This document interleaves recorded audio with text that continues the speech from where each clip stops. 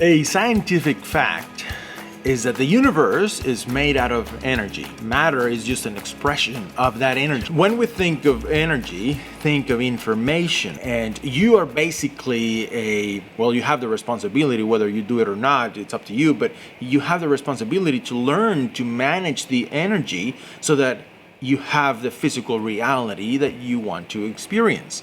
Meaning, you start to focus on what your average thought of the day is. You start to focus on the average emotion of the day, and from there you start to make the changes. You start to change the beliefs that are not leading to those thoughts that you want to have. If you learn how to manage the vibrational field of your life, you're basically going to know how to transform your life. And it doesn't happen like a miracle and it's gonna be overnight, but it's a process. Just like you learn to walk over a period of perhaps months, even more than a year, that first year of your life, you've invested all your energy into learning to use the physical body, the tool that we call the body.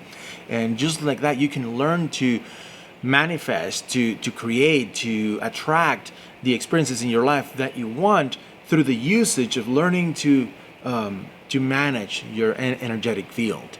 Basically, that's the sum of your thoughts, your emotions, your words, your actions, your perceptions. If something is not going right in the physical world, in the material world, if your body's not 100%, if your life is not the way that you want, my recommendation is to start with the energetic side, that which is non-physical.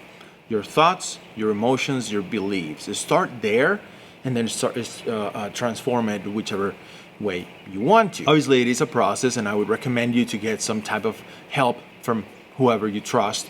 But it is doable. It is doable, and it's not only enjoyable, but it's actually, it's almost like addicting, because when you start to discover that you have the ability to change your own life.